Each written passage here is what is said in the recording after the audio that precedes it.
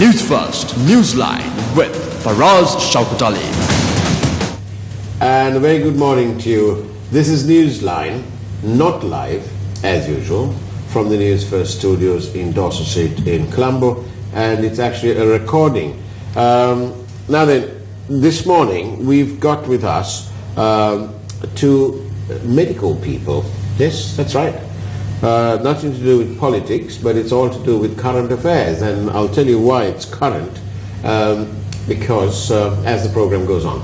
And let's welcome this morning Dr. Asoka Gunratna, who is a consultant anaesthetist at the Colombo South Teaching Hospital, and the President-elect of the College of Anesthesiologists and Intensivists of Sri Lanka. Have I got it all right? Yes, you have. Thank you very much, Dr. Asoka, and welcome to Newsline. And in the other seat this morning is Dr. Kanishka Indraratne, who is a senior consultant anesthesiologist at the Sri Lanka Hospital and the immediate past president of the College of Anesthesiologists and Intensivists in Sri Lanka. Very good morning. Good morning, thank you. Gosh, those names are like tongue twisters, aren't they? They really wake you up in the morning. But there's an easier term for all that, isn't it? It's called critical care. That's what you all do, isn't it? Yes, we do anesthesia as well, but critical care is also part of our job. And in Sri Lanka we're celebrating 50 years of critical care. That's right. And how are you intending to celebrate this marking? Are you having a walk? We are planning a walk on Sunday. Right. And we are having a ceremony next Friday. Next Friday. Yes. Right. Yes. Okay. 50 years doesn't seem much until we find out worldwide when was the first sort of... Well, if you look at the history of critical care... This is also known as intensive care. Intensive care. Right. I think the first person who tried it was Florence Nightingale. Right. In the Crimean War, when she started separating out the more severely injured soldiers from the less injured. Right. And she gave them special treatment. I see. Yeah. Then in 1950, an anesthetist called Peter Safar developed the concept of advanced life support. Right. Where he kept patients on artificial machines to support them. Right. Then the first, and he is acknowledged as the first practicing intensivist, Dr. Peter Safar. And the first actual intensive care unit was established by Bjorn Ibsen in Copenhagen in 1953, when the polio epidemic was there. Okay. So from that time onwards, worldwide intensive care units have sprung. Right. And intensive care is very specialist care, right? Yes. So intensive care basically caters to patients who have severe life-threatening illnesses or injuries, where at least one organ is malfunctioning. Very often it's multiple organs. So there in intensive care what we do is we support these organs. It may be the heart, it may be the lungs, the kidneys, the liver, or maybe a combination.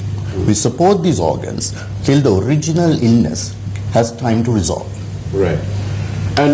And how does, Dr. Asoka, how does intensive care fare when it comes to outside of Colombo? Well, after the initiation of the first unit in 1968, a few years later we had the second one, and there was a lapse for about close to 20 years when the third one in the early 80s was established in Kandy. Right. Where was the second one? In Peradeniya. I see, okay. But after that there was a gradual increase, and actually after 1995 there was a rapid rise.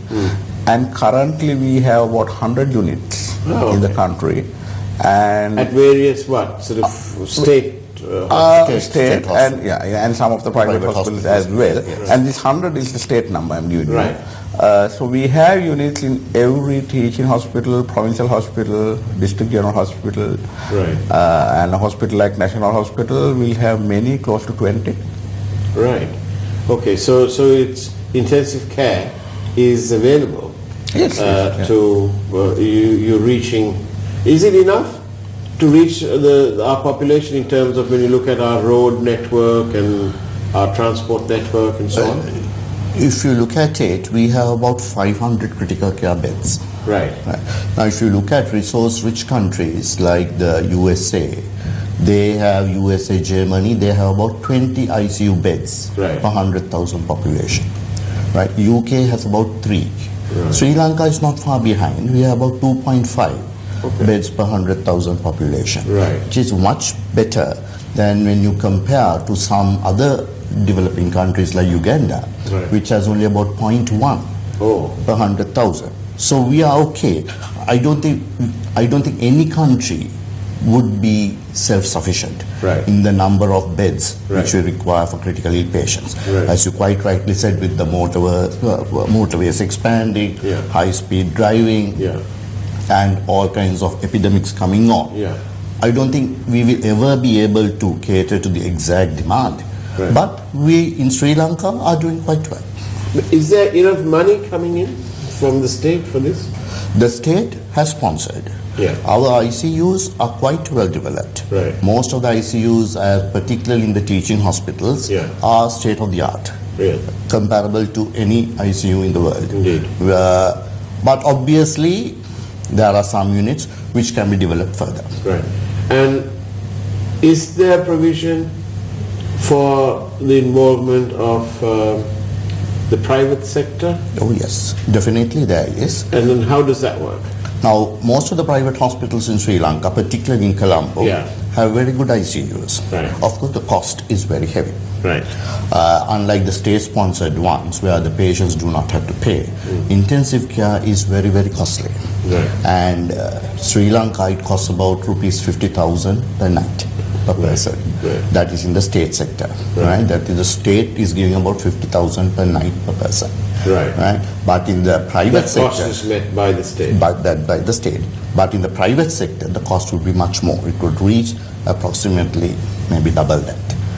But so obviously, private sector has a major role to play to take the burden off the state hospitals. And they can provide that care as well. But obviously, the patients will have to pay for it. But it's a question of affordability. Affordability. I mean, with the price of coconuts as they are, and the price of everything else as they are, and with wages static and being taxed, and affordability would be an issue. So it's how are we managing to bridge the gap, to bridge the divide? For the state, would be a problem. For the state, it would be a problem because the health policy being such in Sri Lanka where we do not charge the patients, the state will have to meet the expenses. And that is truly free. Truly free. Truly free. There's no sort of doostras there when you turn up and you say, no, well, you need to pay about so much. No, not in the state. It is truly free. I don't know why I'm asking that question. I do know because when I was in the ICU in 2013 at the National Hospital, I didn't pay anything, and the care was absolutely spot on. It is truly, and speaking from personal experience, it was truly a blessing that I was there, and the care was absolutely perfect. And no wonder that Sarat Fonseca probably owes his life to the care that he had at the ICU at the National Hospital in Colombo. Because somebody told me that he was also there much before me. But yes, it is really state of the art. And I've heard this time and time again, and we are very grateful. It's one of these plus things that government has been able to do, and it's such a pleasure. And it's only a pity that plus thing is not taken into other sectors as well, because we can see that when it's structured properly and so on, with the right funding, it can be done. And it's very, very good. How about in terms of training and availability of the specialist staff Dr. Asoka, how are we doing in that respect? Well, training also has evolved greatly over the past decade. Yeah. Traditionally, critical care was managed by consultant intensivists, right. and their training, good part of their training was critical care. Right. That was the case in most parts of the world. Right. From 2002, yeah. we had a special training program for anesthetists, right. so that they qualified as anesthetists with special training in critical care. Right. And since 2012, we have further gone on that line. And now we are board certifying consultants in critical care. So they are designated consultant intensivists. So they do only that. We have taken about 35 to the program since, and we are board certified about 3 now, and there are about another 10 to be board certified in the coming year or so. So in time to come, they will be managed by consultant intensivists who are board certified only in critical care. Right. And is there a brain drain problem? Well, this is something that had been discussed. I cannot give you exact answer because it is a coming up specialty. Yeah. As I said, we have 30, and the first few people have come, and they're working in this country. Yeah. But to give you a number of exact brain drain, we have not been. No, well, yes, but is there? Do you detect a sort of tendency that our talent is going abroad rather than? That had been here? the case. Yeah, that had been the case. For a long period. It's nothing. The industry's got used to it, is it? Yeah, there's a certain percentage that leaves the country. But they come back? Some people come, some some are gone for good. Some are gone for good, yeah. What about when you get trained at state costs, because our education is free in this country? What safeguards is there to make sure that person qualifies? They have to sign a bond before they go for their training. So if they are leaving, they have to pay that bond back. What sort of money are we talking about? I think 2 years salary. It's a salary that it's based on based on the salary, the salary they had. Yeah. I see. Is it a problematic area? In certain specialties, it can be a problem. For particularly specialties like anesthesiology, which is in great demand worldwide. There is a shortage worldwide. There is a lot of attraction for highly trained and skilled people, particularly from a country like Sri Lanka, where our training program is internationally recognized. And so that means our training is good, isn't it? Yes. Something to be proud of. Absolutely. There you go, viewers. Take note. Something to be proud about, because it's very important. Yeah, so there is a attraction, and the Western countries try to attract our trainees. So it is up to us to see that when these people come back from training from abroad, that we also offer them something which will keep them happy at work. So that is an area which I think the government will have to look into, because the government invests a lot of money on training of our postgraduates, not only in anesthesiology but in all fields. And obviously it is done with the intention of getting their services back to the country. Yeah. So do you get breaks, like tax breaks, and any concessions in terms of taxes or in terms of, I don't know, cars, housing? Yeah. There is a duty concessionary vehicle permit which is given to all government servants. But other than that, I don't think the doctors get any preference in any other thing. No. Because I know that in some parts of the world, and if I'm not mistaken, in the Philippines, for example, if one is a domestic worker or migrant worker, when you come back, this is a simple thing, but it shows the level of thought that has gone into this. When you come back into the country, there's a special channel for that. So when you Sri Lankan and you come back, you at immigration, you get a different sort of queue or area for Sri Lankan nationals, like you do in every country. But over there, they've gone one step a bit more, a special channel, a facility to honor, to facilitate these people. And there's a fair number. And even in Sri Lanka, we have a fair number of migrant workers. But what about, do we do the sort of reciprocal arrangements, like, because obviously we are a country that has a little over 1 million tourists coming in, and what about care for these tourists if they need it? We give them the same facilities as would be given to in Sri Lankan, and in the state sector again, even if they're foreigners, we don't charge, but of the private sector they will charge. But if any foreign tourist who comes in requiring critical care, they will be admitted to one of our state hospitals and will be given the same sort of care. Which is what about cost? We don't charge. In the state hospitals we don't charge. Wow. But I say wow on the one side, and then there's another part of me, a little niggly bit, that says, why should I want to give them expensive care, which in their country will cost thousands and thousands and hundreds of thousands? How does one control that? Can't you devise a system? Because otherwise, when people listen to this program, you suddenly get an influx of foreigners here. They've all heard the story, so all they have to do is buy a ticket and pay their hotel bill. But no, it doesn't work that way, because critical care is, as I said at the beginning, is for people who are suffering from a life-threatening illness. Okay. So you can't just walk in. Yes. All right, point taken there. So this is in the unfortunate event that. That's right. But it's another point, another plus point for Sri Lanka. Yes. In the wider picture of its appeal.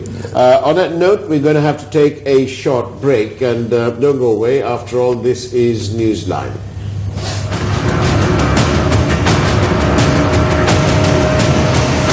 Newsfirst, Newsline with Faraz, Shauketaly.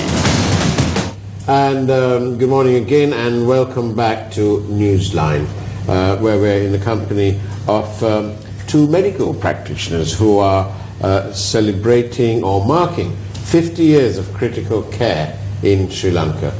When you compare that worldwide, critical care, intensive care, started about 65 years ago. At 50, Sri Lanka ain't doing too badly at all. And here they are. Now then, I was going to ask you, what sort of recognition do we have here? When it comes to all kind of training in Sri Lanka, we are actually closely following the United Kingdom. Right. And all our qualifications are well recognized. Right.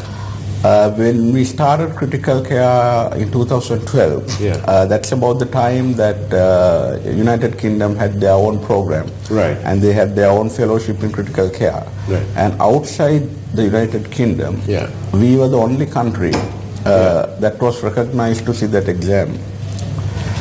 So they recognize the training. They recognize the training. Very recently, the membership of the Royal College of Surgeons in Glasgow decided that they award the membership only on payment, no exam at all. Right. So they recognize the Sri Lankan exam 100%. So you just, after the exam, you pay the membership and you are a member there. Right. So, and does that mean you can practice over there? Yes, most certainly, Right. I see. So that's actually a big achievement. Big achievement in almost all our medical fields. Extremely recognized in the United Kingdom. I'm very pleased that you're on the program, because we need to be proud of what we do well, and what we don't do well, we need to work on it so that it can be well. Tell me about nurse training then. How do How do you manage to keep those numbers up? Is there specialist training? How does it work? When nurses are allocated to the intensive care unit, we have training in the local unit as well, which is done under the supervision of the consultant anesthesiologist intensivist in charge of that unit, where there will be in-service training program, where they are trained in caring for the critical ill patients, as well as in the handling of the equipment and the life support machines.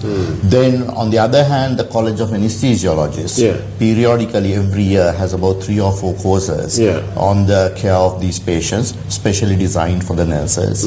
And the state also has various incentive programs for various fields where the nurses who are allocated to critical care will be subject to special training. So all the nurses who work in these critical care units are specially trained to look after these critical ill patients.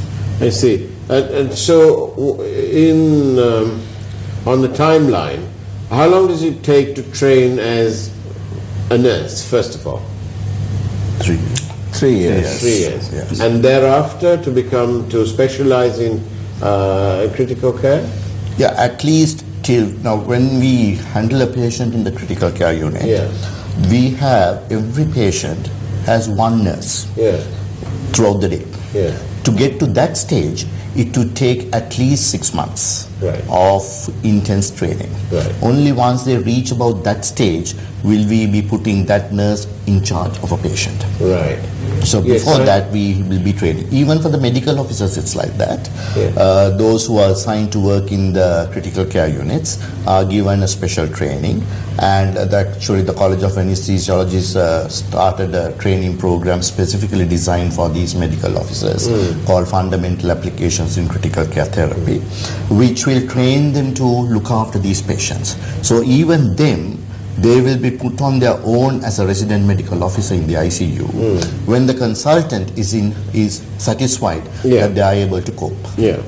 So basically, we take special precautions to see that every patient who is in the critical care unit is in safe hands. And is it the same? Does each bed in critical care have, like they have the nurse, they have a doctor as well? For the unit, there is a doctor present 24 hours. Yes, and the consultant is available 24 hours. It is. I can't wax eloquent and be eloquent enough about this. That the care is absolutely spot on. It's absolutely wonderful. The way and all the equipment. It appears to be. It is state of the art. Yes.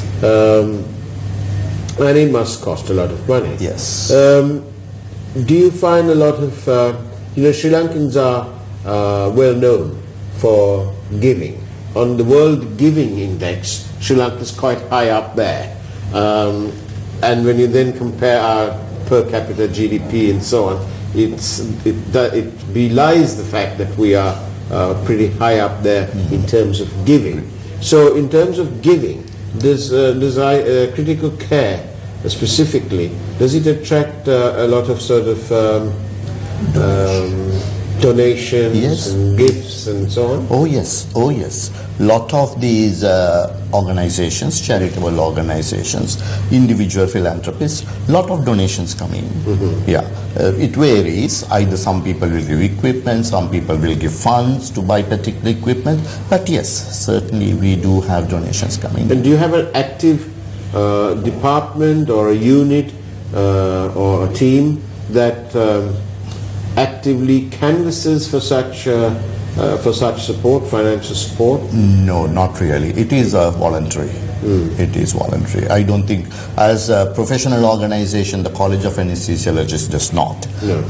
I do not think that the state also actively asks, but still there are voluntary donations coming in. Well, I was just thinking, doctors, that in Sri Lanka, when it's time for elections, a lot of money is sent towards politicians. I don't want to make this political, but I'm just stating the facts as they are. And so I was wondering whether it would be better, of better use and of more honed in, if organization such as yours has a little team that phones people and say, listen guys, there's no advertising opportunities here. You can't brand anything, otherwise you'll have people with syringes being branded by, who knows what, and so on. Or the family drink, I don't know. But without the branding, purely on a sort of corporate CSR basis, they do it anyway, and the public does it anyway. Yes.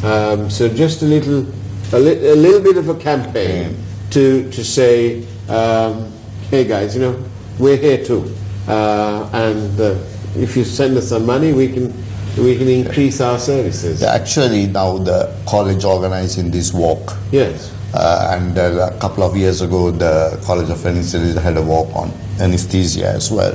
It is to bring to the awareness of the public that these services are available. Not that we are soliciting funds, but the public should know that these services are available in the country. Well, they should. And people who've had a top experience, like I had, and like Field Marshal Sarat Fonseca had, these are stories that are worth repeating time and time again. The lady doctor who did some brain surgery in some famous event, shall we call it, is credited with having saved that person's life. Whether he's now thinking that it was worth saving his life is a different matter, right? Because he's had so much trouble since. But the fact is that the expertise of this person saved one life, and one life is a life, because its life is very important. But you all do a wonderful job, and we wish you, from our network, we wish you all the very best. And of course, our network is available right throughout the country. Our network also has radio as part of its assets, and we'll be happy at any given time to promote the cause of the critical care people of our country, because it's very important, doctors. And I don't know how we can do it, but if you have any thoughts, do get in touch with us, and we will be very happy to do that. And I hope a lot of people who are needing to be fit or who are fit already will join you on your walk and promote awareness. Thank you very much. Thank you very much. Doctors, thank you for being on Newsline. That's the way it was on Newsline. Take care and have a great weekend ahead. God bless.